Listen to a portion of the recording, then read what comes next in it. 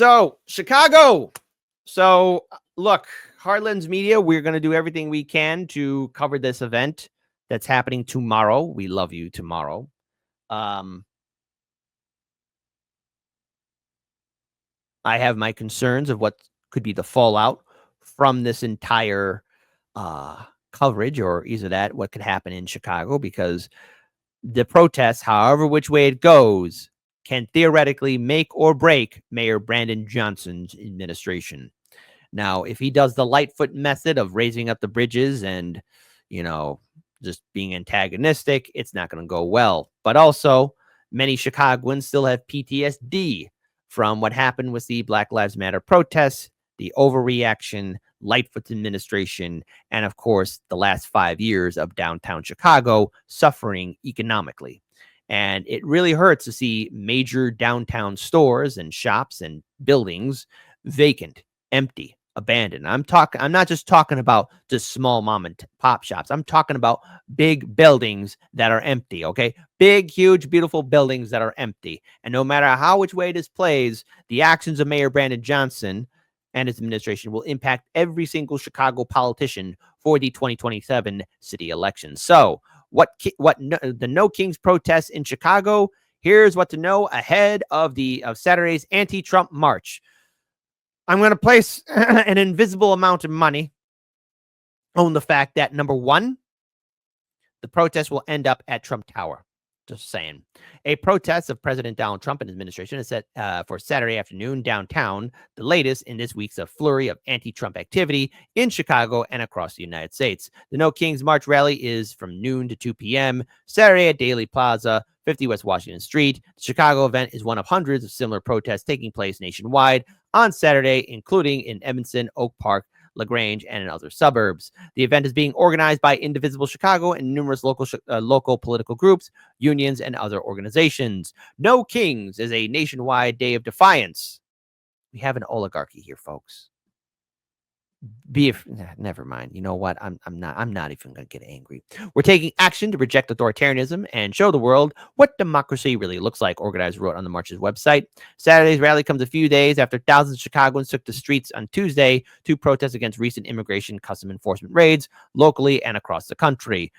There was the first raid that took place in February, and I find it very interesting that the administration chose to do that during a cold month, because Chicago is a whole different animal once it's nice and warm and sunny outside and people can dance and sing as they should, right? But that's not what's going to happen. And I don't think Dr. Phil's going to show his face around here asking people, how do you know me? But going forward, and this is fundamentally important, when these protests took place, especially on Tuesday, there was an incident in which a car did drive through the protests. Now, thankfully, nobody was injured, nobody was hurt, nobody died. And that's the best thing out there, okay? But people are going to be on edge, and there's always a concern of infiltrators, but also of unhinged people.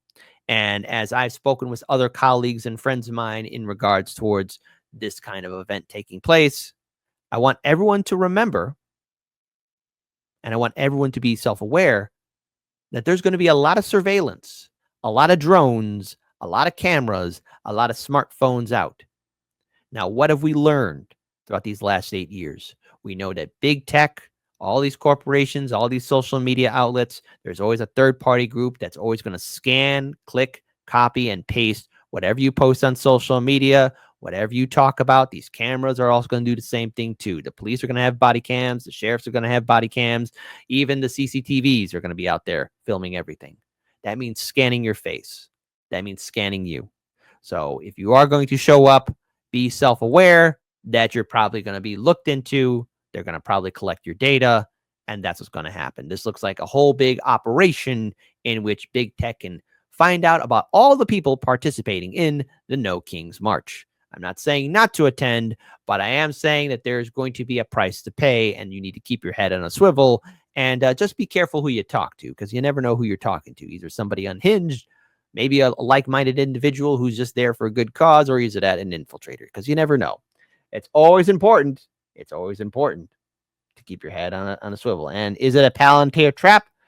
Well, to quote a great admiral in Return of the Jedi, it's a trap.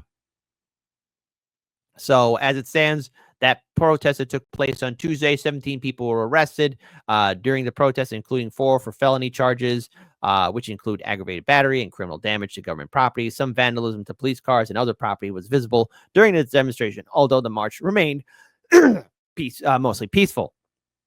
During a press conference on Wednesday, Chicago's fantastic Mayor Brandon Johnson, pledged Chicago police officers would protect the First Amendment rights of protesters Saturday and beyond, while also make sure the city continues to run as normal, citing last year's Democratic National Convention as a successful precedent. Oh, yeah, no. Hey, look. The protest, I mean, a lot of people didn't show. I mean, there were thousands of people who showed up, but all in all, I mean, the protest was just that it. It was it. Nothing earth shattering about the DNC convention.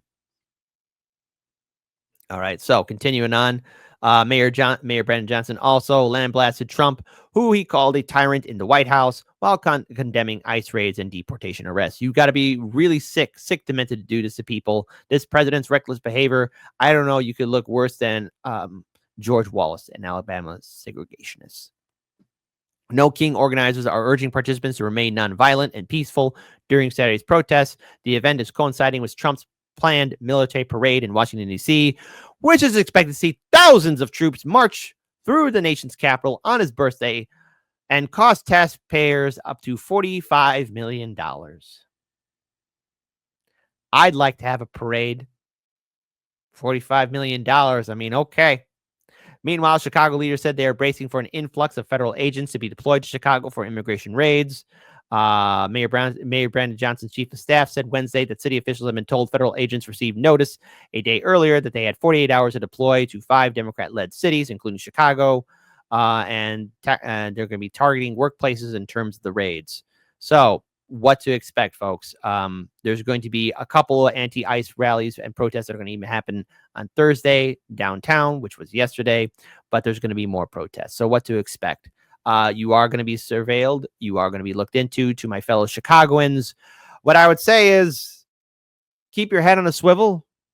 The city has been hurt enough. We don't need things to get out of control. I know that when Lightfoot raised the bridges, when Lightfoot began intensifying her lockdowns, especially during the 2020 lockdowns, there was this huge emotional outburst that took place in which many prominent businesses in Chicago were ransacked. Communities were, dealing with some violence on the streets. And I just think that right now, Chicago, we're better than that. Now, I know that this administration, Donald Trump, triggers a lot of people. And I, for one, have been extremely critical of these protests, especially when you see them march all the way up to Trump Tower, yell a few words at it, and then that's it. And look, I just want to pull this up here because this is something that I have noticed a lot.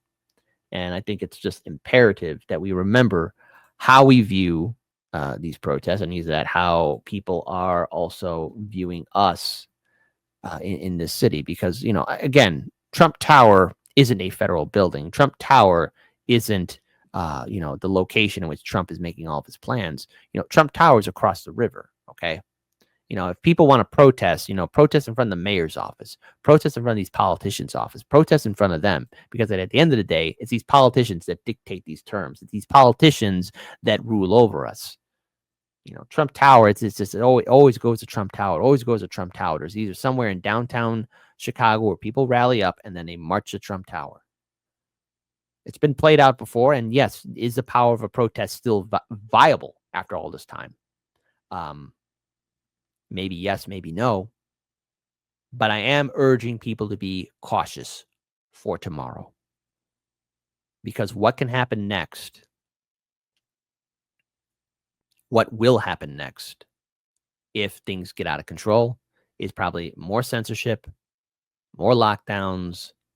And in order for us to really, really look at the madness, these protests happening again, because to point this out, Trump did run on this. This was his campaign promise. He was going to do this. None of us should be surprised by this.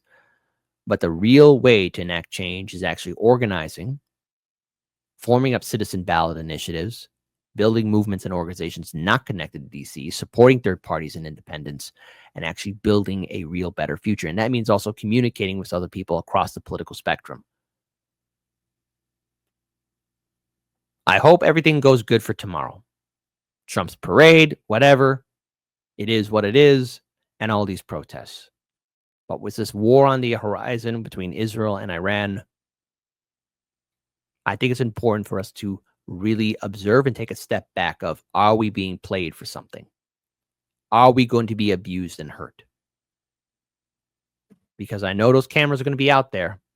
Everyone's going to have a smartphone. Everyone's going to be going live. Everyone's going to be recording. And in turn,